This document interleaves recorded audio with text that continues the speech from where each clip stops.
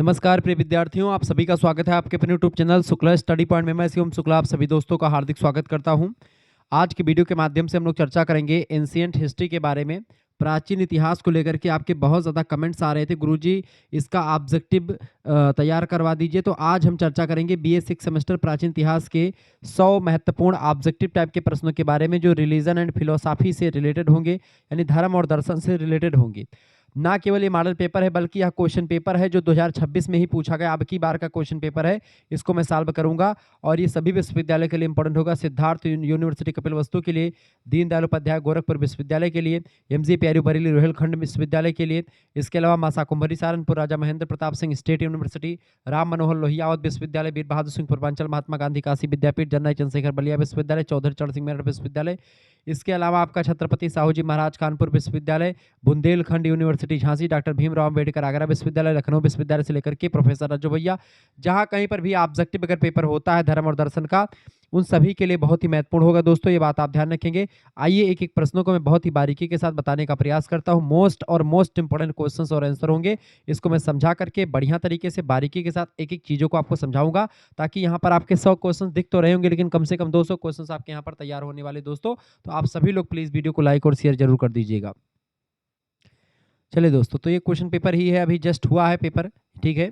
और इसको सॉल्व करना है मुझे और इसको मैं सॉल्व करूंगा। ये परीक्षा की दृष्टि से महत्वपूर्ण है, इसीलिए इसमें सारे क्वेश्चंस इंपॉर्टेंट है, ऐसे ही पेपर में प्रश्न आते हैं। पहला क्वेश्चन देखेंगे, हिंदी और अंग्रेजी दोनों भाषाओं में आपको दिख रहा होगा, बहुत ही बारीकी के साथ देखेंगे। विष्णु की उपासना में किस पर बल दिया जाता है, बताएं। भगवान विष्णु की उपासना में किस पर बल दिया जाता है? भक्ति पर, बलि पर, युद्ध पर, तपस्या पर? तो भगवान विष्णु की जब उपासना करते हैं तो हम भक्ति की बात करते हैं। ऑप्शन नंबर इसका ए करेक्ट आंसर होगा। वैष्णव धर्म में दोस्तों अगर बात की जाए, ईश्वर के प्रति पूर्ण समर्पण की बात करी जाती है। तन मन धन तेरा तुझको अर्पण क्या लागे मेरा, ऐसे इसी को प्रेम से जब हम समर्पण करते हैं अपने आप को, इसी को भक्ति कहा जाता है। 9 प्रकार की भक्तियों के बारे में बताया गया, जिसको नवधा भक्ति कहते हैं। नवधा भक्ति विष्णु पुराण के अनुसार मोक्ष प्राप्ति का सबसे सरल मार्ग होता है भक्ति का। अगर भक्ति करके व्यक्ति मोक्ष प्राप्त कर सकता है, यानी कि आवागमन के बंधन से मुक्त हो सकता है। तो भक्ति जो है ये विष्णु की उपासना में सबसे ज्यादा बल भक्ति पर दिया जाता है। दूसरा क्वेश्चन आपके स्क्रीन पर आ चुका है। प्रश्न है, कर्म की अवधारणा मुख्यतः किस दर्शन में महत्वपूर्ण है, बताएं। The concept of karma is central to, बताएं। कर्म की अवधारणा मुख्यतः किस दर्शन में महत्वपूर्ण है, दूसरा प्रश्न। तो कर्म की अवधारणा दोस्तों भारतीय दर्शन में सबसे इंपॉर्टेंट है, भारतीय दर्शन में, इंडियन फिलोसॉफी में। चूंकि आप देखते हैं भगवान राम की जो रचना, मतलब भगवान राम के बारे में जो रचना लिखी गई गोस्वामी तुलसीदास जी के द्वारा, उसमें आप देखते लिखा है कि कर्म प्रधान विश्व करी राखा, जो जस करहि तस फल चाखा। ठीक है, भारतीय दर्शन विशेष करके हिंदू धर्म हो गया, बौद्ध धर्म हो गया, जैन धर्म हो गया, इन सभी का आधार कर्म आप देखेंगे तो कर्म का सिद्धांत ही फॉलो करता है।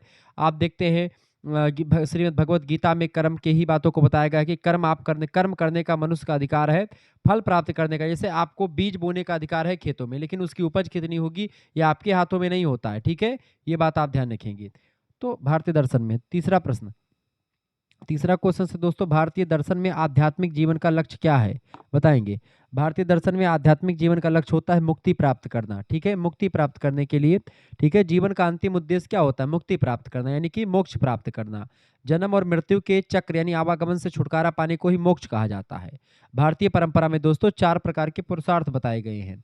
कौन कौन से? पहला होता है धर्म, ठीक है, दूसरा होता है अर्थ, तीसरा होता है काम, काम माने जीवन की सारी इच्छाएं, अर्थ माने रुपया पैसा कमाना, धर्म माने धर्म में बताए हुए मार्ग पर, धर्म यानी कर्म, आपका काम क्या है। तो धर्म पर बताए हुए मार्ग पर चल करके रुपया पैसा कमा करके अपने जीवन की समस्त इच्छाओं की पूर्ति कर लेने के बाद में आपको चौथा पुरुषार्थ मिल जाता है, जिसका नाम है मोक्ष। मोक्ष जो होता है, इसी की प्राप्ति के लिए धर्म अर्थ और काम, इन तीनों का संयोजन बहुत जरूरी होता है, ठीक है, ये बात आप ध्यान रखेंगे। इसका मतलब ये होता है दोस्तों कि जो है धर्म अर्थ काम और मोक्ष, मोक्ष जो है परम पुरुषार्थ माना गया और अंतिम और जीवन का चरम और परम लक्ष्य होता है मुक्ति प्राप्त करना, ठीक है।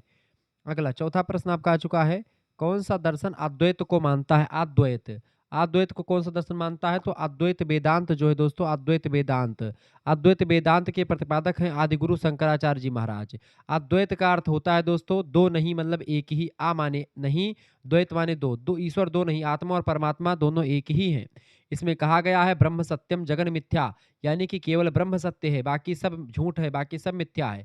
आत्मा और परमात्मा एक ही है, अलग अलग नहीं है। तो अद्वैत वेदांत इसी को स्वीकार करता है, ठीक है, ऑप्शन नंबर इसका ए करेक्ट आंसर होगा।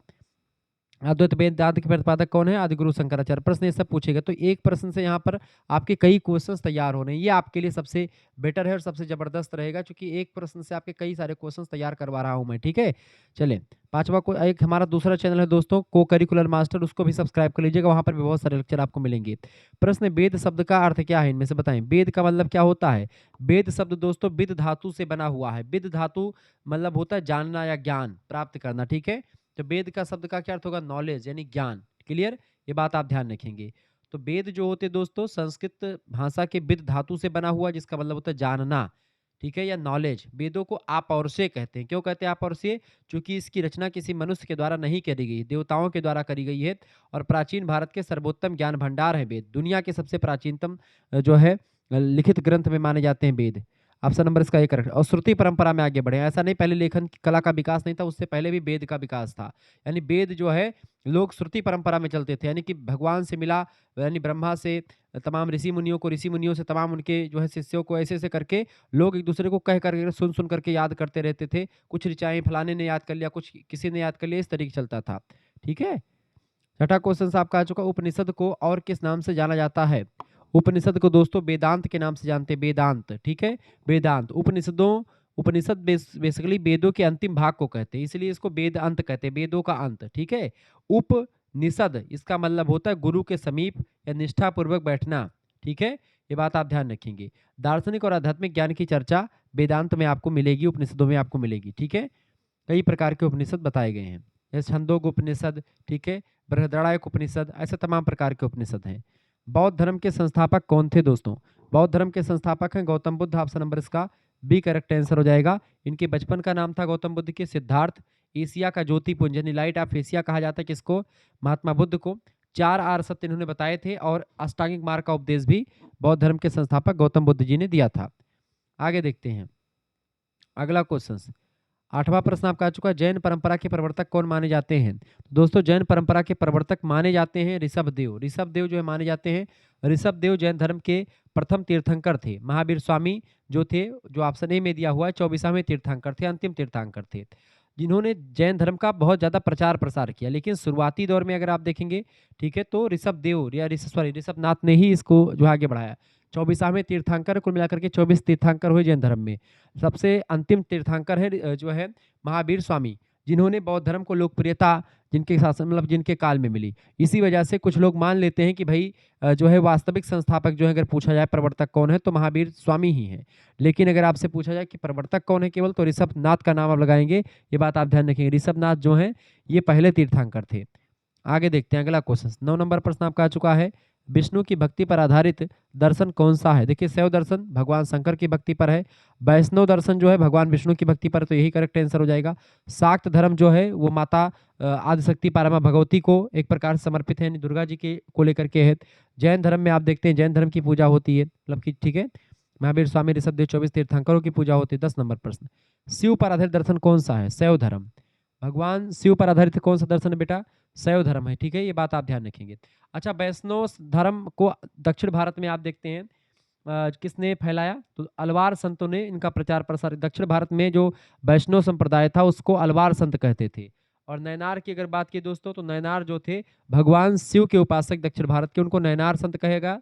और अलवार संत भगवान विष्णु के उपासकों को कहा गया। ये बात आप ध्यान रखेंगे। तो शैव धर्म जो रहा वो एक प्रकार से भगवान शंकर की उपासना करते थे। दक्षिण भारत के नयनार संतों ने शैव धर्म को लोकप्रिय बनाया। अच्छा, शैव धर्म में कई संप्रदाय आपको देखने को मिलेंगे, जैसे पाशुपत संप्रदाय, कापालिक संप्रदाय, वीरशैव संप्रदाय, ऐसे तमाम चीजें आपको मिलेंगी। ठीक है, आगे देखते हैं। इसका पीडीएफ प्राप्त करने के लिए दोस्तों आप एसएमएस कर सकते हैं हमारे पास 9984 039 139 पर आप एसएमएस कर दीजिएगा। अगर आपको पीडीएफ नोट्स प्राप्त करना तो भी एसएमएस कर दीजिएगा। और जब आपका क्वेश्चन पेपर हो जाए तो मेरे पास इसी नंबर पर क्वेश्चन पेपर अपना भेज दीजिएगा, फोटो खींच करके साफ साफ, ताकि मैं उसको सॉल्व करवा करके आपको दे दूं, ताकि आप और भी देख पाएँ कि हमारा कितना सही हुआ है। इस नंबर पर अपना नाम, अपनी यूनिवर्सिटी नाम, अपने सब्जेक्ट लिख करके भेज दीजिएगा। Ancient history, geography, polity, history सभी सब्जेक्ट का आपको नोट्स मिल जाएगा, ठीक है। और को करिकुलर के कम से कम 5 से 6 प्रैक्टिस सेट आपको मिल जाएंगे ऑब्जेक्टिव वाले, तो आपके लिए बड़ा फायदेमंद है। मात्र 100 रुपये फीस में आपको सारे सब्जेक्ट का, यानी कि एंशिएंट हिस्ट्री के दोनों पेपर का, और साथ ही साथ में हिस्ट्री का, ज्योग्राफी का, पॉलिटी का, हिंदी का, जो भी आपका सब्जेक्ट होगा उन सभी का भी मिलता रहेगा। ये बात आप ध्यान रखेंगे। मात्र और मात्र 100 रुपये फीस में, ठीक है। जिन बच्चों को जुड़ना है तुरंत एसएमएस करें, देर ना करें, ठीक है। सभी सब्जेक्ट का आपको मिल जाएगा, मात्र 100 रुपये फीस आपको देना पड़ेगा। 6 सेमेस्टर के सभी सब्जेक्ट का, लिखित वाला भी और ऑब्जेक्टिव वाला भी, जैसा आप चाहेंगे, को करिकुलर के साथ। 11 नंबर क्वेश्चन आपका आ चुका। देवी दैवी स्त्री शक्ति की उपासना क्या कहलाती है? दैवी शक्ति की उपासना शाक्त धर्म कहलाती है। दोस्तों कौन सी धर्म? शाक्त धर्म, ठीक है। इसमें माता शक्ति को पूजा जाता है। देवी दुर्गा, काली, लक्ष्मी इनके रूप में शक्ति की पूजा होती है, ठीक है। महाकाली, महालक्ष्मी, महासरस्वतीभ्यो नमः, ठीक है। प्रथमम शैलपुत्र, द्वितीयं च ब्रह्मचारिणी, तृतीयं चंद्रघंटेति, कुकुमांडेति, चतुर्थकम पंचमम स्कंदमातेति, षष्ठकम कायतनी च, सप्तमम कालातीति, महागौरी च, अष्टकम नवम सिद्धात्री च, नव दुर्गा प्रतिकीर्तिका, ठीक है। तो शक्ति की पूजा करने वाले को शाक्त कहा गया। प्रकृति को माता और सृजन का मूल माना जाता है इसमें, ठीक है। 12 नंबर क्वेश्चन से, पुनर्जन्म की अवधारणा किस धर्म में स्वीकार की जाती है? तो पुनर्जन्म की अवधारणा दोस्तों आप देखेंगे हिंदू धर्म, बौद्ध धर्म, जैन धर्म सभी में स्वीकार करी जाती है। ऑप्शन नंबर इसका डी करेक्ट आंसर हो जाएगा। उपरोक्त सभी पुनर्जन्म हिंदू, बौद्ध और जैन तीनों ही धर्मों में आत्मा का बार बार जन्म लेने और कर्मों के अनुसार नया शरीर धारण करने का सिद्धांत माना जाता है, ठीक है। अगला क्वेश्चन 13 नंबर प्रश्न आपका आ चुका है। द आइडिया ऑफ निर्वाण बिलोंग टू, निर्वाण की अवधारणा किस धर्म से संबंधित है? निर्वाण, निर्वाण माने होता है मोक्ष प्राप्ति। बौद्ध धर्म में मोक्ष प्राप्ति को जो है कहा जाता है निर्वाण प्राप्ति करना। इसका मतलब होता है दीपक का बुझ जाना। निर्वाण का मतलब होता है दीपक का बुझ जाना। बौद्ध धर्म में इसका अर्थ होता है तृष्णा और दुखों के अंत से, यानी जब व्यक्ति के दुख और तृष्णा सब खत्म हो जाती है और जीवन काल से व्यक्ति छूट जाता है, जीवन काल में ही प्राप्त किया जा सकता है इसको, ऐसा कहा जाता है निर्वाण की प्राप्ति बौद्ध धर्म में है। अगला क्वेश्चन आपका आ चुका दोस्तों। 14 नंबर प्रश्न है दोस्तों, फटाफट से आप देखेंगे। अहिंसा का सिद्धांत किस धर्म में विशेष रूप से महत्वपूर्ण है? अहिंसा जो होती है दोस्तों आप देखेंगे जैन धर्म में सबसे इंपॉर्टेंट है, लेकिन बौद्ध धर्म में भी आपको अहिंसा देखने को मिल जाएगी। जैन धर्म में अहिंसा बहुत कठोर है, कीट पतंगों तक की रक्षा करी जाती है, जबकि बौद्ध धर्म में अहिंसा परमो धर्मा का संदेश दिया गया है। दोनों के लिए अनिवार्य है, तो इसका आप सी ऑप्शन लगा सकते हैं, बिल्कुल राइट आंसर है। अगला 15 नंबर क्वेश्चन आपका आ चुका। भगवत गीता किस ग्रंथ का भाग है? भगवत गीता महाभारत का भाग है दोस्तों। ऑप्शन नंबर इसका बी करेक्ट आंसर हो जाएगा। महाभारत से ही भगवत गीता निकली है। महाभारत एक जो है क्या है, महाभारत एक ग्रंथ है, एक महाकाव्य है जिसको लिखा है, दुनिया का सबसे बड़ा महाकाव्य है जिसको लिखा है महर्षि वेदव्यास जी ने। उसी चूंकि महाभारत कई पर्वों में बटा, जैसे रामायण कांड में बटा हुआ है, ऐसे महाभारत जो है पर्व में बटा हुआ, कई सारे पर्व में बटा हुआ है। तो इसलिए पर्व मतलब होता है उसमें जो भीष्म पर्व है उसी में गीता संकलित है। कुरुक्षेत्र के मैदान में भगवान श्री कृष्ण अर्जुन को उपदेश देते हैं और कर्म और धर्म की व्याख्या पूरी बताई गई है भगवत गीता में, तो चीजें हैं। 16 नंबर क्वेश्चन से, त्रिमूर्ति में कौन शामिल है? त्रिमूर्ति में ब्रह्मा, विष्णु, महेश शामिल है। ब्रह्मा, विष्णु और महेश यानी शिव। ऑप्शन नंबर इसका ए करेक्ट आंसर हो जाएगा, ठीक है। ये तीनों ब्रह्मा सृष्टि के रचयिता हैं, विष्णु पालन करता है सृष्टि के, और शिव जो है संहार करता है। ये तीनों के द्वारा सृष्टि संचालित होती है, ये बात आप ध्यान रखेंगे। 17 नंबर क्वेश्चन आपका आ चुका। संहार से कौन से देवता संबंधित? संहार के लिए तो संहार संबंधित है कौन? भगवान शंकर। भगवान शिव जो है वो संहार के लिए जाने जाते हैं। जब हिंदू धर्म में बहुत ज्यादा बुराई बढ़ जाती है तब शिव रुद्र रूप धारण करते हैं और सृष्टि का संहार करते हैं और पुनः शुद्ध करते हैं सृष्टि को, ठीक है। 18 नंबर क्वेश्चन से प्रश्न आपका आ चुका है। प्रश्न पालन से कौन सा देवता संबंधित है? तो पालन से बताएं। पालन कौन करते हैं? विष्णु भगवान पालन करते हैं। ब्रह्मा जी सृष्टि के रचयिता हैं। शिव भगवान संहार करते हैं, ठीक है। ये बात आप ध्यान रखेंगे। 19 नंबर को, सृष्टि से कौन से देवता संबंधित? सृष्टि कौन करता है? सृष्टि ब्रह्मा जी। ब्रह्मा जी ब्रह्मांड के रचनाकार है, सृष्टि करता है ब्रह्मा जी। ऑप्शन नंबर इसका एक करेक्ट आंसर। बड़ा सरल क्वेश्चन आते हैं तो ऐसे आप इसको याद कर लीजिएगा, इंपॉर्टेंट है। 20 नंबर क्वेश्चन, हिंदू दर्शन में पवित्र ध्वनि क्या है? हिंदू दर्शन में दोस्तों पवित्र ध्वनि इनमें से क्या है? तो ओम पवित्र ध्वनि मानी जाती है। किसी भी मंत्र से पहले ओम शब्द का उच्चारण सबसे इंपॉर्टेंट है। ओम दोस्तों इसको प्रणवाक्षर कहते हैं। क्या कहते हैं? प्रणवाक्षर कहते हैं। ओम में एक होता है ब्रह्मा, एक होता है विष्णु और तीसरा होता है आपका महेश, ठीक है। इस तरीके से ब्रह्मा विष्णु महेश तीनों में को मिलाकर के ओम बनता है, ठीक है। प्रणवाक्षर में शोभित ये तीनों एका, ब्रह्मा विष्णु महेश। आप शंकर भगवान की आरती पढ़ते हो, त्रिदेव की आरती है ना कि ब्रह्मा विष्णु महेश की आरती। मतलब वो महेश मतलब भगवान शंकर की आरती बोली जाती है, जय शिव ओंकारा। वो शिव भगवान की आरती नहीं बल्कि वो ब्रह्मा विष्णु महेश त्रिदेव की आरती। दोस्तों ये बात आप ध्यान रखेंगे, ठीक है। आप हर लाइन में देखेंगे जैसे कि जग करता, जग हरता, जग पालन करता, ठीक है। त्रिपुरारी, कंसारी, करमालाधारी, तीनों देवताओं का नाम हर लाइन में आपको दिखेगा। फिर लास्ट में प्रणव अक्षर में शोभित ये तीनों एका। तो ओम अक्षर सबसे पवित्र माना जाता है, ये बात आप ध्यान रखेंगे। प्रणव प्रणव मंत्र कहते हैं इसको, ठीक है। आ, उ और मा से मिलकर के बना है, त्रिदेवों का प्रतीक है, ये बात आप ध्यान रखेंगे। आगे देखेंगे 21 नंबर क्वेश्चन से, धर्म का अर्थ क्या है? धर्म का अर्थ होता है दोस्तों कर्तव्य और सदाचार। बिल्कुल राइट आंसर आपका ए, ड्यूटी एंड राइटनेस, ठीक है, यानी कि अच्छे कर्म करना, सदाचार। धृ धातु से धर्म शब्द की उत्पत्ति, जिसका मतलब होता है धारण करना। धर्म माने क्या होता है? धारण करना, अर्थात समाज और स्वयं के प्रति अपने कर्तव्यों का सही ढंग से पालन करना, सही ढंग से अपने कर्तव्यों पर चलना, वही होता है आपका धर्म। 22 नंबर क्वेश्चन आपका आ चुका है दोस्तों, फटाफट से आप देखने का प्रयास करेंगे, बहुत ही जबरदस्त प्रश्न है। प्रश्न है, मोक्ष का अर्थ क्या है? मोक्ष का मतलब होता है युद्ध, धन, बलि नहीं, बिल्कुल गलत है। मोक्ष का मतलब होता है मुक्ति प्राप्त करना, liberation, A option correct answer हो जाएगा। आवागमन के बंधन से मुक्त हो जाना, अज्ञानता से मुक्ति हो जाना, आत्मा का परमात्मा में विलीन हो जाना, इसी को मोक्ष कहते हैं। 23 नंबर क्वेश्चन आपका आ चुका है। 23 नंबर प्रश्न दोस्तों, कौन सा दर्शन वेदों को प्रमाण मानता है? कौन सा दर्शन वेदों को प्रमाण मानता है? तो आस्तिक दर्शन जो है वेदों को प्रमाण मानता है। ऑप्शन नंबर इसका ए करेक्ट आंसर हो जाएगा। जो वेदों की सत्ता स्वीकार करते हैं उन्हें आस्तिक दर्शन, जैसे कि न्याय दर्शन हो गया, सांख्य दर्शन हो गया, वेदांत दर्शन हो गया, ऐसे वेदों को मानते हैं, इसलिए आस्तिक दर्शन है।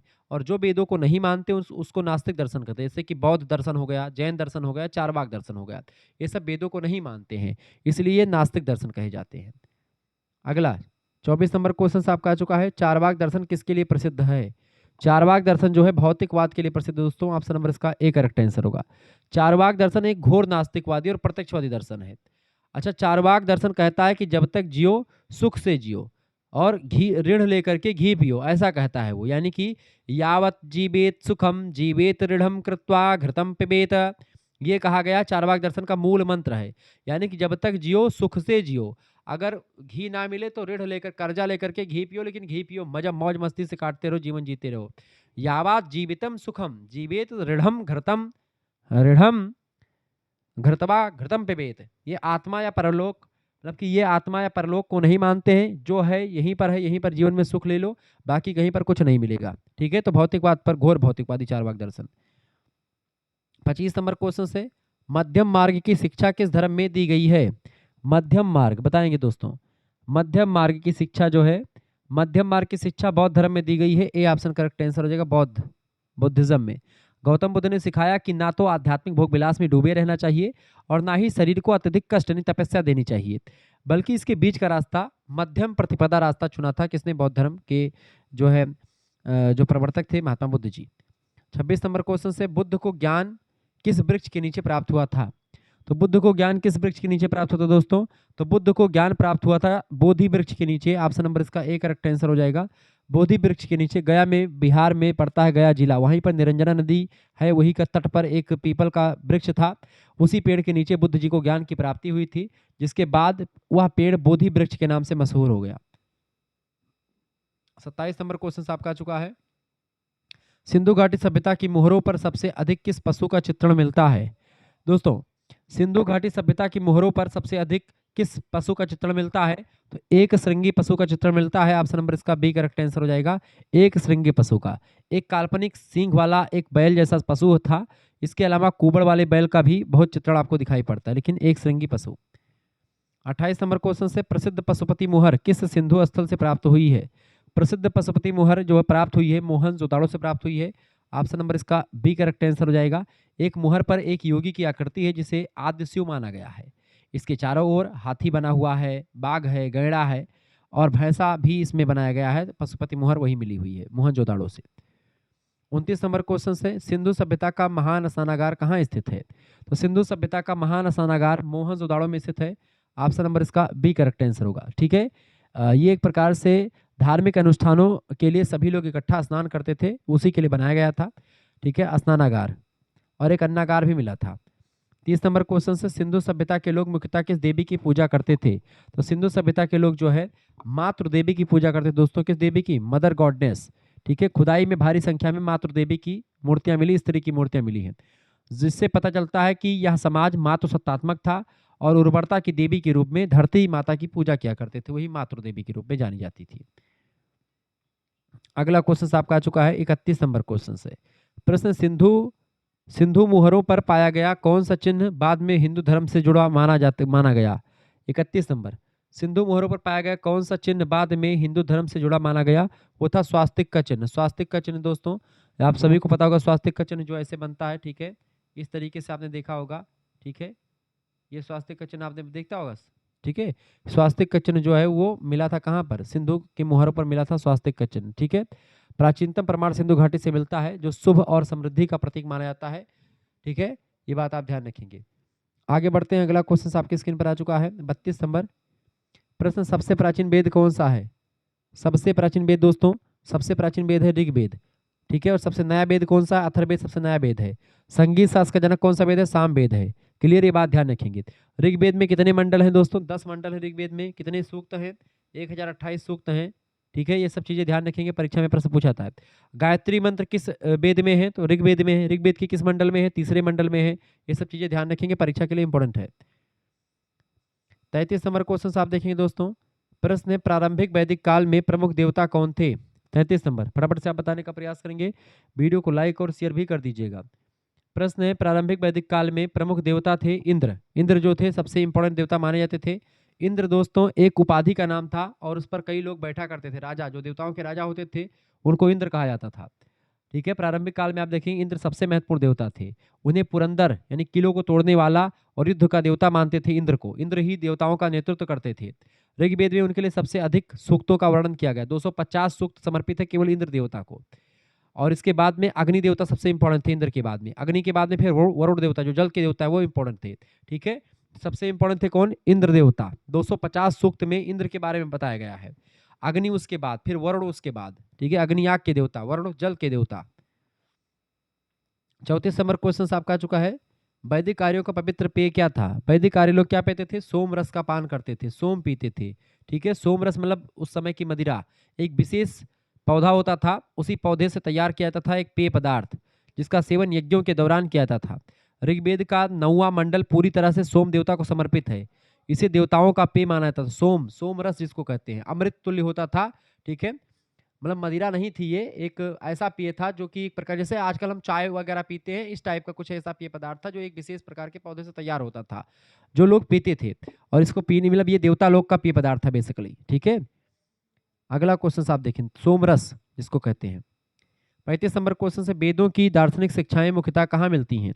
वेदों की दार्शनिक शिक्षाएं दोस्तों कहाँ पर मिलती हैं, उपनिषदों में आपको मिलेंगी। उपनिषद में, ऑप्शन नंबर इसका सी करेक्ट आंसर होगा। उपनिषदों को वेदांत कहते हैं, वेदोकांत। इनमें वेदों का दार्शनिक और आध्यात्मिक निचोड़ अगर आपको जानना है वेदों के बारे में तो आप उपनिषदों को पढ़ें। मुख्यतः आत्मा, ब्रह्मा, मोक्ष, इन सभी विषयों पर विस्तार से चर्चा करी गई है। उपनिषद का अर्थ होता है गुरु के समीप बैठ करके ज्ञान प्राप्त करना, ठीक है, तो इसमें खूब विस्तार से चीजें बताई गई हैं। 36 नंबर क्वेश्चन से, वैदिक दर्शन में सार्वभौमिक नैतिक व्यवस्था को क्या कहा गया है। तो इसको रित कहा गया। क्या कहा गया दोस्तों, रित कहा गया। ऑप्शन नंबर इसका बी करेक्ट आंसर होगा। रित, रित या रिता ब्रह्मांडीय और नैतिक व्यवस्था का आधार है। माना जाता था कि वरुण देवता इस व्यवस्था के संस्थापक थे या संस्थापक हैं। यह नियम बताता है कि संसार एक निश्चित नियम और नैतिकता के साथ चलता है, वो था रित का नियम, ठीक है। और उसके देवता कौन है, वरुण देवता जो जल के देवता है। 33 नंबर क्वेश्चन से, दैवी स्त्री शक्ति की उपासना को क्या कहा जाता है। दैवी स्त्री शक्ति की उपासना को शाक्त धर्म कहते हैं दोस्तों, शाक्त धर्म। ऑप्शन नंबर इसका सी करेक्ट आंसर हो जाएगा। शाक्त धर्म में शक्ति यानी देवी को सर्वोच्च स्थान माना जाता है। इसमें दुर्गा, काली, लक्ष्मी, सरस्वती इन सभी की पूजा करी जाती है। भारतीय परंपरा में 3 मुख्य संप्रदायों, शैव संप्रदाय, वैष्णव संप्रदाय और शाक्त संप्रदाय, तीनों बड़े संप्रदाय माने जाते हैं। 38 नंबर क्वेश्चन से, शाक्त धर्म से संबंधित प्रमुख ग्रंथ कौन सा है। शाक्त धर्म से संबंधित जो प्रमुख ग्रंथ है दोस्तों वो है देवी महात्म्य। ऑप्शन नंबर इसका ए करेक्ट आंसर हो जाएगा। दुर्गा सप्तशती के नाम से भी इसको जानते हैं आजकल, ठीक है। मार्कंडेय पुराण का हिस्सा है और इसमें महिषासुर मर्दनी के रूप में देवी के पराक्रम का वर्णन किया गया है। शाक्त परंपरा का सबसे पवित्र ग्रंथ माना था दुर्गा सप्तशती, जो नवरात्रि में पाठ लोग द्वितीयाष्टमी को करवाते हैं, वही है देवी महात्म्य, ठीक है। उसी को दुर्गा सप्तशती के नाम से जाना जाता है। 13 अध्याय शायद है, ठीक है। मध्यम चरित, प्रथम चरित और अंतिम चरित इस तरीके से बटा हुआ है और किल कवच अर्गला सब कुछ उसमें लिखा हुआ है। अगला, शाक्त धर्म में शक्ति का प्रतीक कौन सी देवी हैं। तो शाक्त धर्म में दोस्तों शक्ति के प्रतीक के रूप में माता दुर्गा को मानते हैं। दुर्गा जी शक्ति के रूप में है, अष्टभुजाधारी, ठीक है। शक्ति संरक्षण और संहार का प्रतीक है। ब्रह्मांडीय ऊर्जा का प्रतिनिधित्व करती हैं, बुराई का नाश करती हूँ माता दुर्गा। 40 नंबर क्वेश्चन से गौतम बुद्ध का जन्म कहाँ पर हुआ था? गौतम बुद्ध का जन्म लुम्बिनी में हुआ था। ऑप्शन नंबर इसका ए करेक्ट आंसर हो जाएगा। लुम्बिनी में इनका जन्म कब हुआ था? 563 ईसा पूर्व में हुआ था। नेपाल का तराई इलाका है, उसको लुम्बिनी कहते हैं। ठीक है। कपिल वस्तु के शाक्य वंश के राजा शुद्धोधन के पुत्र थे महात्मा बुद्ध, ये बात आप ध्यान रखेंगे। 41 नंबर क्वेश्चन से बुद्ध को ज्ञान कहाँ प्राप्त हुआ था? बुद्ध को ज्ञान प्राप्त होता बोध गया बिहार में। ऑप्शन नंबर इसका बी करेक्ट आंसर हो जाएगा। 35 वर्ष की आयु में बिहार के गया जिले में, अब बोध गया कहते हैं उसको, निरंजना नदी के तट पर एक पीपल के वृक्ष के नीचे, उसको आप बोधि वृक्ष कहते हैं, उसके नीचे कठोर तपस्या की थी इन्होंने। उसके बाद में जो है इनको ज्ञान की प्राप्ति हुई थी। इसी घटना को संबोधि भी कहा जाता है। तो बुद्ध को ज्ञान जो प्राप्त हुआ था बोध गया में प्राप्त हुआ था। ठीक है। 42 नंबर क्वेश्चन से आपका आ चुका, बुद्ध का प्रथम उपदेश कहाँ दिया गया था? बुद्ध का प्रथम उपदेश दिया गया था सारनाथ, जो है कहाँ पर पड़ता है? ये पड़ता है दोस्तों सारनाथ, बनारस में। ठीक है। बनारस में धर्म जो है ज्ञान प्राप्ति के बाद में बुद्ध वाराणसी के निकट सारनाथ ऋषि पत्तन गए और वहाँ अपने 5 शिष्यों को पहला उपदेश दिया। बौद्ध परंपरा में इस घटना को धर्म चक्र परिवर्तन कहा जाता है, जब उन्होंने अपने 5 शिष्यों को उपदेश दिया था बुद्ध ने। 43 नंबर क्वेश्चन से जैन धर्म के 24वें तीर्थंकर कौन थे? महावीर स्वामी। ऑप्शन नंबर इसका बी करेक्ट आंसर हो जाएगा। ठीक है। वर्धमान महावीर जैन धर्म के अंतिम और 24वें तीर्थंकर थे। जैन धर्म को व्यवस्थित करने का काम किया। ठीक है। प्रथम तीर्थंकर थे ऋषभ देव, 23वें तीर्थंकर थे पार्श्वनाथ। ठीक है, ये बात ध्यान रखेंगे। 44 नंबर क्वेश्चन से जैन धर्म का प्रतीक क्या है? जैन धर्म का प्रतीक है दोस्तों चक्र सहित हाथ। ठीक है। चक्र सहित हाथ जो है हैंड विथ व्हील, जैन धर्म का प्रतीक यही है। एक हाथ जो है हथेली में अहिंसा लिखा हुआ है, चक्र होता है, और दूसरे में अहिंसा परमो धर्मा का संदेश लिखा होता है, जिसका मतलब होता है जीव मात्र के प्रति दया और अहिंसा का भाव रखना। ठीक है। तो ये है उसमें। 45 नंबर क्वेश्चन से शिव के उपासक क्या कहलाते हैं? शैव कहलाते हैं। ऑप्शन नंबर इसका बी करेक्ट आंसर हो जाएगा। ठीक है। आगे देखते हैं अगला क्वेश्चन। दक्षिण भारत में शैव संतों को क्या कहते थे? नैनार संत, और वैष्णव संतों को अलवार संत। 46 नंबर वैष्णव धर्म के मुख्य देवता कौन है? भगवान विष्णु। ऑप्शन नंबर इसका बी करेक्ट। इनके अवतार भी चलते हैं सर, भगवान राम, भगवान कृष्ण, ये सब इनके अवतार में माने जाते हैं। परशुराम जी, ये सब अवतार हैं। ठीक है, ये बात आप ध्यान रखेंगे। आगे बढ़ते हैं अगला क्वेश्चन। 47 नंबर प्रश्न है, कलिंग युद्ध के बाद बौद्ध धर्म के महान संरक्षक कौन बने? 47 नंबर, कलिंग युद्ध के बाद बौद्ध धर्म के संरक्षक, महान संरक्षक कौन बने दोस्तों? अशोक बने थे। ऑप्शन नंबर इसका बी करेक्ट आंसर हो जाएगा। मौर्य सम्राट अशोक ने 261 ईसा पूर्व में कलिंग युद्ध के भीषण नरसंहार को देख करके युद्ध का त्याग कर दिया था, और इसके बाद उन्होंने बौद्ध धर्म अपनाया। इसे दुनिया भर में श्रीलंका, म्यांमार फैलाने का काम भी उन्होंने किया था। आगे बढ़ते हैं। अगला 48 नंबर क्वेश्चन आपका आ चुका है, बौद्ध धर्म के पवित्र ग्रंथों का संग्रह क्या कहलाता है? बौद्ध धर्म के पवित्र ग्रंथों के संग्रह को त्रिपिटक कहते हैं दोस्तों। 3 पिटकों का समूह त्रिपिटक कहलाता है। ठीक है। आपको बता दूं कि त्रिपिटक में 3 पिटक माने वैसे टोकरी होता है। ठीक है। लेकिन यहाँ पर ये जो है त्रिपिटक में पहला पिटक है विनय पिटक। विनय पिटक की अगर बात की तो इसमें संघ के नियम बताए गए हैं कि जो संघम शरणम गच्छामि, बुद्धम शरणम गच्छामि, धम्मम शरणम गच्छामि, ये सब बोला जाता है। उसमें जो संघ होता है, मठ होता है, उसके क्या नियम कायदे होते पूरा इसमें बताया गया है। ठीक है। संघ के अनुशासन के नियम विनय पिटक में शामिल है। दूसरा पिटक है दोस्तों सुत्त पिटक। सुत्त पिटक में महात्मा बुद्ध के उपदेश शामिल हैं। और तीसरा पिटक है अभिधम्म पिटक। अभिधम्म पिटक में बौद्ध दर्शन की व्याख्या करी गई है। ये बात आप ध्यान रखेंगे। ठीक है। ये त्रिपिटक होते हैं। अगला क्वेश्चन आप देखेंगे 49 नंबर क्वेश्चन आपका आ चुका है। 49 नंबर प्रश्न है, कौन सा बौद्ध संप्रदाय मूल शिक्षाओं और कठोर संघ अनुशासन पर बल देता है? बताएंगे।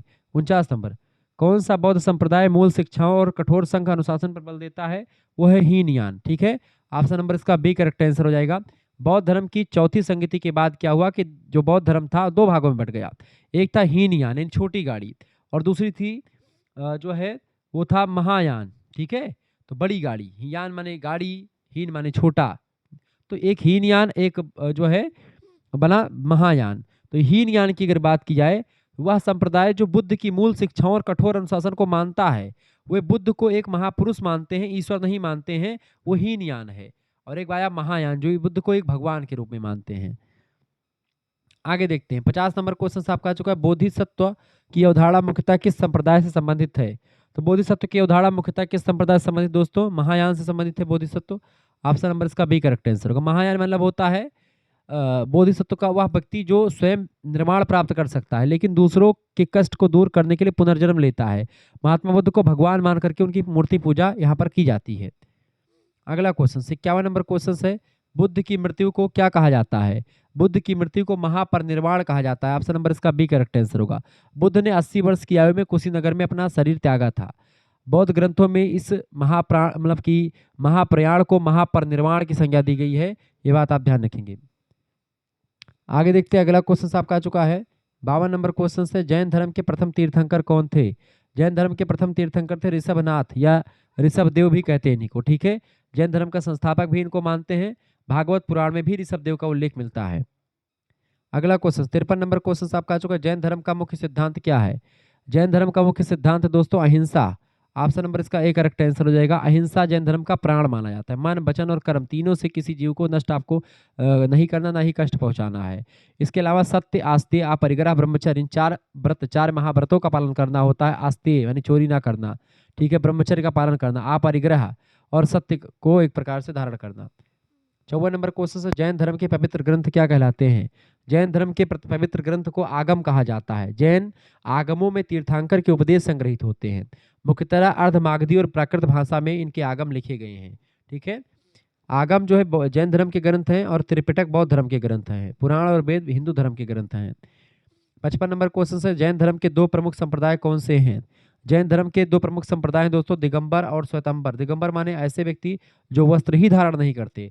श्वेतांबर में सफेद कपड़ा पहनते हैं, ठीक है। ये बात आप ध्यान रखेंगे। दिगंबर जो आकाश को ही अपना वस्त्र मानते हैं और नग्न रहते हैं, उन्हीं को दिगंबर कहते हैं। कठोर नियमों का पालन करते हैं। श्वेतांबर जो सफेद वस्त्र धारण करते हैं, ठीक है। अगला प्रश्न 56 नंबर प्रश्न, महावीर का जन्म कहाँ पर हुआ था? महावीर स्वामी जन्म हुआ था वैशाली में। वैशाली जो पड़ता है कुंडग्राम, वैशाली के निकट एक कुंडग्राम का इलाका है, वहीं पर इनका जन्म हुआ था। पिता सिद्धार्थ एक ज्ञातुक क्षत्रिय वंश के प्रधान थे वो, ठीक है। तो कहाँ पर हुआ था? 56 नंबर का राइट आंसर क्या हो जाएगा? A option Vaishali. 57 number question, भगवान शिव का प्रतीक क्या था? भगवान शिव का प्रतीक है शिवलिंग, ठीक है। ऑप्शन नंबर इसका बी करेक्ट आंसर हो जाएगा। निराकार सत्ता और सृजन शक्ति का प्रतीक है भगवान शिव। मंदिरों में आप देखते हैं गर्भगृह में मुख्य रूप से शिवलिंग की स्थापना ही की जाती है। भगवान शंकर की मूर्ति की पूजा बहुत कम ही आपको देखने को मिलती है। 58 नंबर क्वेश्चन से, पाशुपत शैव मत के प्रवर्तक कौन थे? पाशुपत शैव मत के प्रवर्तक थे लकुलीस। लाकुलीस ऑप्शन नंबर इसका एक करेक्ट आंसर हो जाएगा। पाशुपत संप्रदाय शैव धर्म का सबसे प्राचीन संप्रदाय है।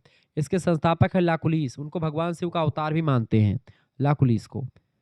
59 नंबर क्वेश्चन से, कश्मीर शैव दर्शन का मुख्यतः कहाँ विकसित हुआ? कश्मीर शैव दर्शन मुख्यतः कहाँ विकसित हुआ था? तो कश्मीर क्षेत्र में विकसित हुआ। ऑप्शन नंबर इसका सी करेक्ट आंसर हो जाएगा। कश्मीर का इसको जो है जो मुख्य दर्शन है शैव धर्म का कश्मीर में जो विकसित हुआ उसको त्रिक दर्शन कहते हैं। अभिनव गुप्त इस दर्शन के सबसे बड़े विद्वान माने जाते हैं। यह दर्शन आत्मा परमात्मा की एकता पर बल देता है। अगला प्रश्न 60 नंबर क्वेश्चन आपका आ चुका है, कापालिक संप्रदाय किसकी उपासना करता था? कापालिक संप्रदाय भी भगवान शंकर की उपासना करता था। भगवान शंकर के कई संप्रदाय हैं, ठीक है। ये भगवान शिव के भैरव रूप की पूजा करते हैं कापालिक संप्रदाय के लोग, ठीक है। इसका नाम कपाल यानी खोपड़ी धारण करने के कारण से इसको कापालिक संप्रदाय कहा गया है, ये बात आप ध्यान रखेंगे। आगे देखते हैं 61 नंबर क्वेश्चन आपका आ चुका है, लिंगायत संप्रदाय मुख्यतः कहाँ प्रसिद्ध था? लिंगायत संप्रदाय दोस्तों कर्नाटक में प्रसिद्ध था। ऑप्शन नंबर इसका बी करेक्ट आंसर होगा। लिंगायत संप्रदाय 12वीं शताब्दी में महात्मा वस, ठीक है, उनका क्या नाम था जिन्होंने इसको फेमस किया था? बस वन्ना, ठीक है, उन्होंने की थी। वीर शैव संप्रदाय भी कहा जाता है इसको। इसके अनुयायी गले में इष्टलिंग धारण करते हैं। 62 नंबर क्वेश्चन से, वैष्णव धर्म का प्रमुख ग्रंथ कौन सा है? वैष्णव धर्म का प्रमुख ग्रंथ है श्रीमद् भगवद गीता।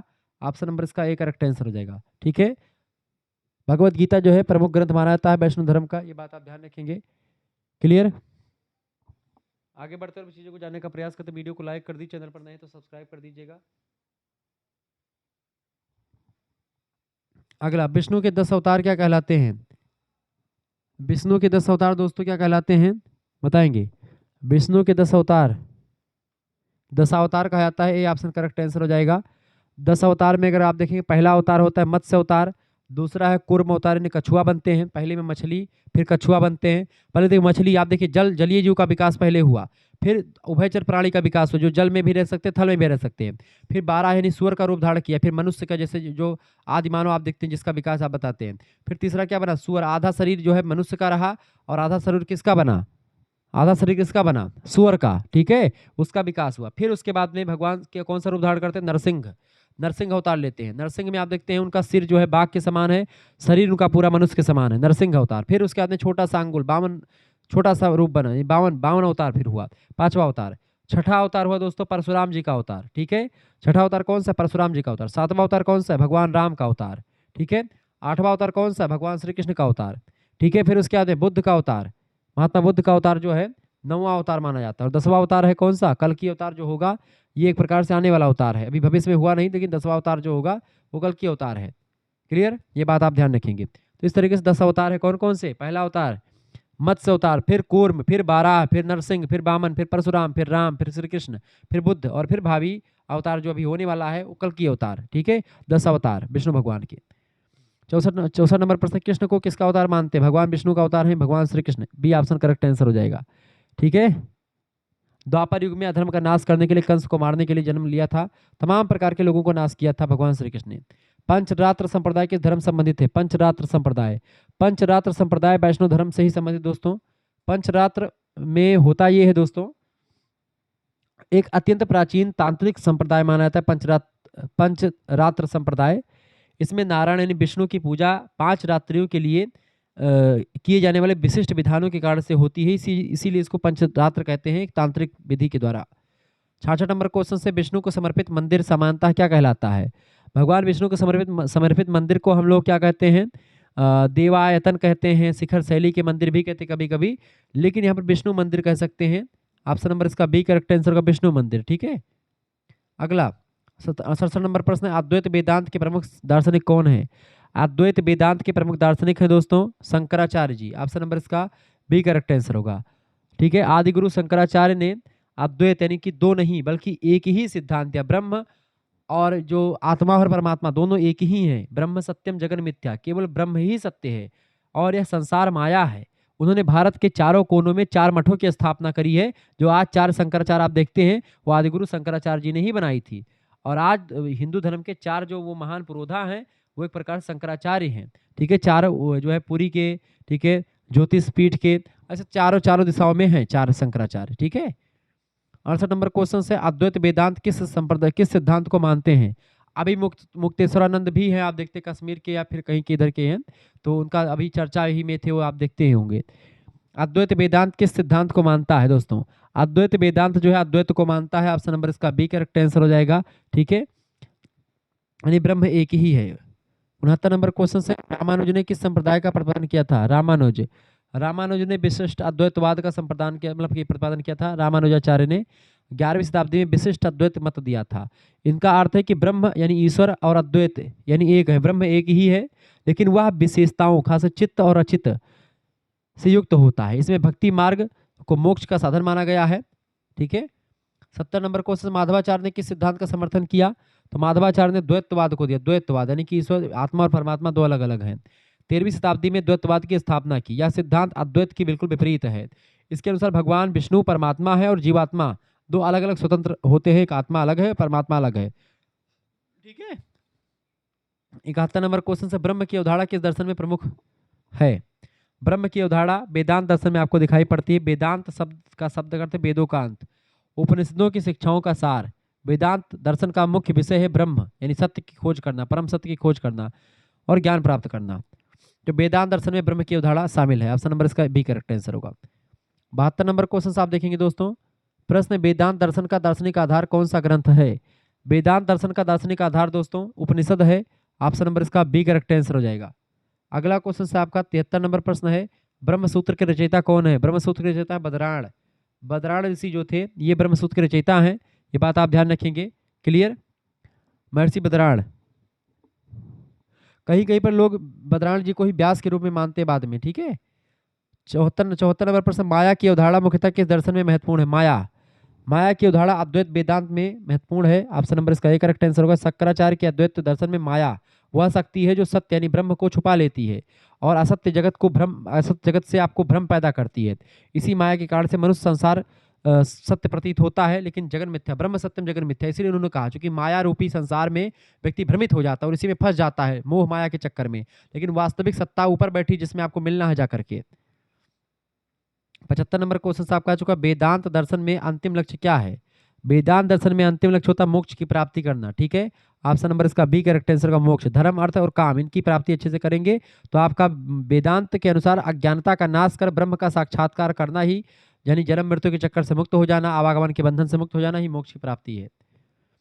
76 नंबर प्रश्न है, प्रसिद्ध वाक्य तत्त्वमसी कहाँ मिलता है? तत्त्वमसी, तत्त्वमसी जो है उपनिषदों में मिलता है, छंदोग्य उपनिषद। तत्त्वमसी मतलब वह तुम ही हो। सामवेद के छंदोग्य उपनिषद का एक महावाक्य है ये। यह आत्मा और ब्रह्म की एकता को दर्शाता है। तम तत्त्वमसी यानी कि वह तुम ही हो। ठीक है, ये उपनिषदों में मिलता है दोस्तों। ऑप्शन नंबर इसका बी करेक्ट आंसर हो जाएगा। ठीक है, आगे बढ़ते हैं। 77 नंबर क्वेश्चन से, वैदिक काल में अग्नि को क्या माना जाता था? वैदिक काल में अग्नि को अग्निदेव मानते हैं। ऑप्शन नंबर इसका ए करेक्ट आंसर हो जाएगा। फायर के गॉड है ये। ठीक है, उन्हें देवताओं और मनुष्यों के बीच का मध्यस्थ माना जाता है, क्योंकि यज्ञ की आहुति अग्नि के माध्यम से देवताओं तक पहुंचती है और अग्नि ही सब कुछ अपने आप में धारण करते फिर वो देवताओं तक पहुंचाते हैं। ठीक है, 78 नंबर क्वेश्चन आपका आ चुका है। प्रश्न है, कौन सा वेद संगीत और गायन से संबंधित है? तो सामवेद में संगीत और गायन के बारे में सब कुछ बताया गया है। संगीत शास्त्र का जनक भी कहा जाता है भारतीय संगीत शास्त्र का। किसको? जो है इसको क्या नाम है? सामवेद को। यज्ञों के समय गाए जाने वाले मंत्रों को सामो कहा जाता है, उसी का संग्रह है सामवेद। ठीक है, 79 नंबर क्वेश्चन, वैदिक धर्म में यज्ञ दर्शन को, प्रश्न, वैदिक धर्म में यज्ञ कर्म को क्या कहा जाता है? बताएंगे। वैदिक धर्म में यज्ञ कर्म को यज्ञ कहते हैं। ऑप्शन नंबर इसका ए करेक्ट आंसर को यज्ञ कहा जाता है। ठीक है, यज्ञ के द्वारा अग्नि में आहुति दी जाती जो देवताओं तक पहुंचती है अग्नि के माध्यम से। 80 नंबर क्वेश्चन से, वरुण किससे संबंधित देवता? वरुण देव। वरुण देव जो है जल और ऋतु व्यवस्था के देवता है। ठीक है, ऑप्शन नंबर इसका वाटर एंड कॉस्मिक ऑर्डर के देवता है ये बात आप ध्यान रखेंगे। नैतिक नियम वगैरह क्या होता है उसके बारे में जल से अधिक कोई बेटर नहीं जानता। जल के अधिपति भी कहे जाते हैं, नैतिकता पर नजर भी रखते हैं, क्या सही क्या गलत की बात भी वरुण देव जानते हैं। 81 नंबर क्वेश्चन से, ऋग्वैदिक मंत्रों का पाठ करने वाला पुरोहित क्या कहलाता है? ऋग्वैदिक मंत्रों का जो पाठ करता है उस पुरोहित को हम लोग होतु कहते हैं दोस्तों। क्या कहते हैं? होतु कहते हैं। ऑप्शन नंबर इसका ए करेक्ट आंसर हो जाएगा। होतु या होता कहा जाता है। इसी तरह सामवेद के लिए उद्धातु कहते हैं, यजुर्वेद के लिए अर्धायु कहते हैं। ये सब चीजें ध्यान रखेंगे। आगे देखते हैं।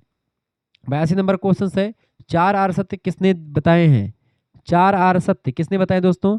4 आर्य सत्य महात्मा बुद्ध ने बताए हैं। ऑप्शन नंबर इसका बी करेक्ट आंसर हो जाएगा। ठीक है, भगवान बुद्ध ने दुख के निवारण के लिए 4 आर्य सत्य बताए हैं। पहला है दुख, दुख पहला ही सत्य है। आर्य सत्य क्या है? पहला है दुख। दुख जीवन में है, दुख को कोई टाल नहीं सकता, दुख आएगा, दुख है पहला। दूसरा, दुख का कारण भी होगा, यानी कि दुख का समुदाय भी, यानी दुख का कोई ना कोई कारण होगा। दूसरा चीज। तीसरा होता है आर्य सत्य क्या है? दुख का कारण अगर है तो दुख का निवारण भी कोई होगा, यानी दुख का निरोध भी संभव है, ये भी बात है। और चौथा सत्य क्या है? दुख निरोध मार्ग, यानी अष्टांगिक मार्ग के द्वारा हम दुख को खत्म करेंगे। दुख निरोध भी है और दुख निरोध का मार्ग, यानी कि दुख कैसे खत्म किया जाए इसका रास्ता। ये 4 जो है आर्य सत्य हैं। 83 नंबर क्वेश्चन, अष्टांगिक मार्ग किसकी प्राप्ति का मार्ग है? अष्टांगिक मार्ग दोस्तों ये निर्वाण प्राप्ति का मार्ग है। ऑप्शन नंबर इसका बी करेक्ट आंसर हो जाएगा। ठीक है, सम्यक दृष्टि, सम्यक संकल्प ये सब जो होता है, सम्यक दृष्टि, ये सब अष्टांगिक मार्ग में आते हैं। 84 नंबर क्वेश्चन से, प्रथम बौद्ध संगीति कहाँ हुई थी?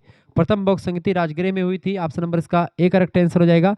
प्रथम बौद्ध संगीति बुद्ध के महापरिनिर्वाण के तुरंत बाद 483 ईसा पूर्व में राजगृह की सप्तपर्णी गुफा में हुई थी।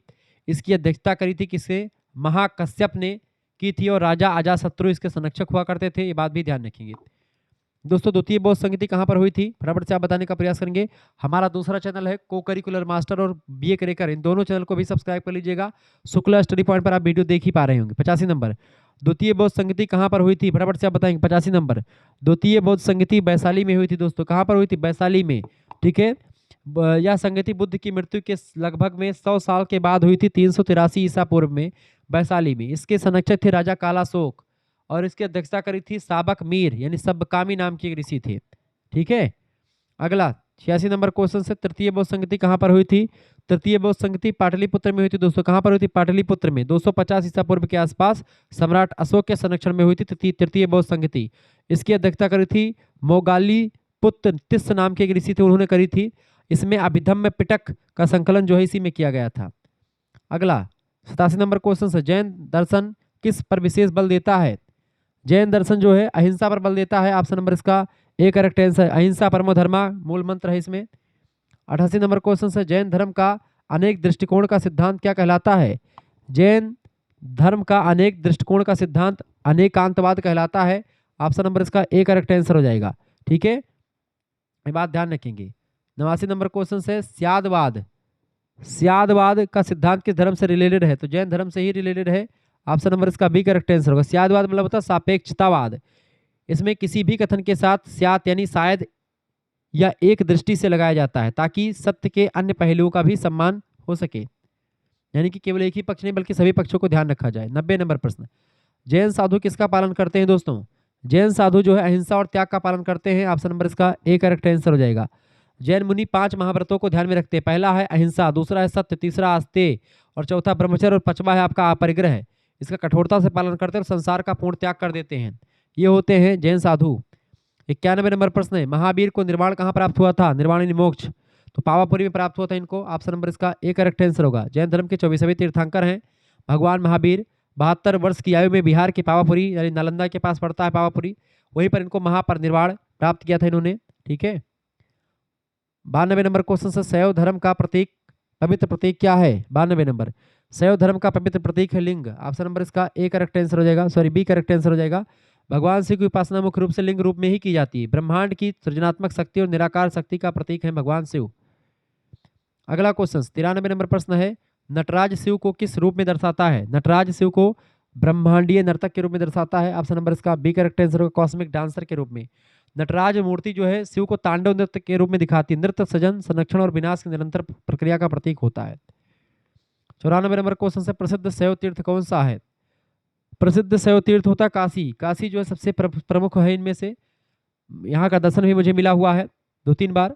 वाराणसी काशी को भगवान शिव की नगरी कहा जाता है। भगवान शिव की त्रिशूल पर बसी है काशी, ऐसा कहा जाता है। यहाँ स्थित विश्वनाथ मंदिर 12 ज्योतिर्लिंगों में से एक है और शैव धर्म का प्रमुख केंद्र माना जाता है। 95 नंबर प्रश्न है, विष्णु किस अवधारणा का भाग है? भगवान विष्णु त्रिमूर्ति के भाग हैं। ऑप्शन नंबर इसका ए करेक्ट आंसर, त्रिमूर्ति। ब्रह्मा सृष्टिकर्ता है, विष्णु संहारक है, सॉरी विष्णु संरक्षक है और भगवान शिव विनाशक हैं। 96 नंबर, विष्णु का वाहन क्या है? विष्णु का वाहन है बेटा गरुड़। गरुड़ जो है विष्णु का वाहन है, ये ऑप्शन करेक्ट आंसर होगा। पक्षीराज गरुड़ बिंता पुत्र हैं। बिंता पुत्र, बिंता जो थी उनके 2 पुत्र थे, एक थे गरुड़ और एक थे, क्या नाम था उनका? बिंता के ही लड़के थे, उनका नाम था सर्पराज थे। ठीक है, सांप, यानी गरुड़ थे और दूसरे सर्प थे। ठीक है, उनका नाम था, क्या नाम था? बिंता पुत्र गरुड़ थे और एक सांपों की महारानी थी वो। ठीक है, तो वो सर्प जो थे जैसे शेषनाग हो गए, तक्षक हो गए, ये दोनों मतलब और तमाम सारे नाग की उत्पत्ति हुई थी। तो गरुड़ के ही वंशज हैं ये, मतलब गरुड़ के ही भाई थे। ठीक है, जो सांप सर्प वर्ग है, तो गरुड़ और सांप की बड़ी दुश्मनी आप आज भी देखते होंगे। ठीक है, तो भगवान मतलब कि भगवान विष्णु का वाहन कौन है? गरुड़ है। और भगवान शंकर का कौन है? तो बाघ तो ही, बाघ हम पर बैठते हैं, लेकिन गले में कौन है? सर्प है। सर्प कौन सा है? तक्षक। तक्षक नहीं बल्कि उसका क्या नाम है? तक्षक नाग नहीं था, क्या नाम था उसका भाई? बासुकी। बासुकी और तक्षक शेषनाग ये सब भाई हैं आपस में। तो बासुकी जिससे जिससे समुद्र मंथन हुआ था, वो नाग भगवान शंकर के गले में पड़ा हुआ है, वही नाग है, उसी से मंथन हुआ था। शेषनाग भगवान विष्णु के नीचे सैया पर पड़े हुए हैं। आगे देखते हैं, बाकी आप देखते हैं। मूषक तो भगवान गणेश का है, मयूर कार्तिक भगवान का है। 97 नंबर प्रश्न, लक्ष्मी जी किसकी पत्नी मानी जाती हैं दोस्तों? लक्ष्मी जी भगवान विष्णु की पत्नी है। लक्ष्मी धन, वैभव और समृद्धि की देवी है, भगवान विष्णु की अर्धांगिनी है। इनका उत्पत्ति कहाँ से हुई थी? समुद्र मंथन से ही हुई थी। भगवान विष्णु की पत्नी का नाम है लक्ष्मी माता। ऑप्शन नंबर इसका बी करेक्ट आंसर होगा। 98 नंबर क्वेश्चन से, राम किसके अवतार माने जाते हैं दोस्तों? तो भगवान राम विष्णु भगवान के अवतार माने जाते हैं। ऑप्शन नंबर इसका बी करेक्ट आंसर हो जाएगा। और सौभाग्य से अयोध्या से मैं हूँ और राम की नगरी से हूँ, बड़ा सौभाग्य महसूस होता है कि भगवान विष्णु के 10 अवतारों में से प्रमुख अवतार भगवान श्री राम, मर्यादा पुरुषोत्तम प्रभु श्री राम जो 7वें अवतार हैं, उनके नगरी से मैं भी हूँ। 99, अब तो भव्य राम मंदिर भी बन चुका है। 99 नंबर प्रश्न, भगवान भागवत परंपरा किस धर्म से संबंधित है? बताएं, भागवत परंपरा किस धर्म से संबंधित दोस्तों? तो वैष्णव धर्म से। ऑप्शन नंबर इसका बी करेक्ट आंसर हो जाएगा, वैष्णव धर्म से। ठीक है, श्रीमद् भगवत पुराण आप पढ़ेंगे तो भगवान विष्णु के अवतारों के बारे में, विशेष करके भगवान श्री कृष्ण के बारे में पूरा विस्तार से इसमें बताया गया है। 100 नंबर क्वेश्चन से लास्ट प्रश्न है, प्रसिद्ध वैष्णव तीर्थ कौन सा है?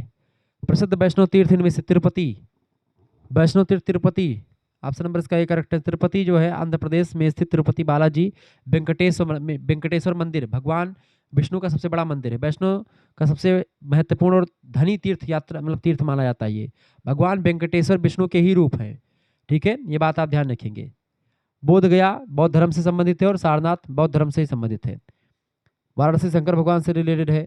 ये दोनों तो ऐसे नहीं होगा। वाराणसी में भगवान भोलेनाथ की बात है। तिरुपति जो है, तिरुपति कहाँ पर पड़ता है दोस्तों? तिरुपति तिरुपति वेंकटेश्वर मंदिर जो तिरुपति बालाजी कहा जाता है, वो तिरुपति जो है वो भगवान वेंकटेश का मंदिर है। वेंकटेश मतलब भगवान विष्णु। ठीक है, ध्यान रखेंगे चीज़ों को।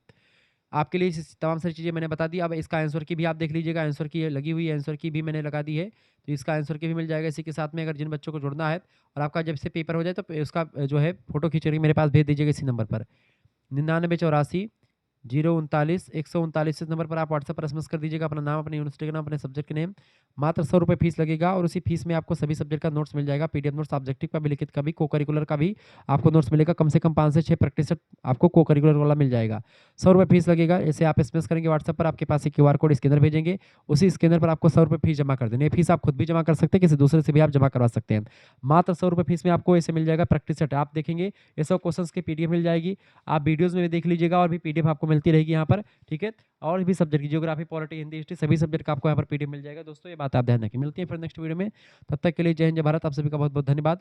हमारे से जुड़ने के लिए इसी प्रकार से अपना प्यार दुलार हमेशा बनाए रखें। वीडियो को लाइक और शेयर कर दीजिएगा। को करिकुलर मास्टर चैनल को सब्सक्राइब कर लीजिएगा और शुक्ला IT पॉइंट को भी। ठीक है, को करिकुलर मास्टर चैनल पर बहुत सारे जैसे ज्योग्राफी के, पॉलिटी के, हिस्ट्री के तमाम सारे लेक्चर पड़े हुए हैं 6 सेमेस्टर के ऑब्जेक्टिव वाले, तो उसको देख लीजिएगा। और इसके साथ ही साथ में और भी लेक्चर BA करिकुलर को करिकुलर पर सभी पर आपको मिलते रहेंगे। धन्यवाद।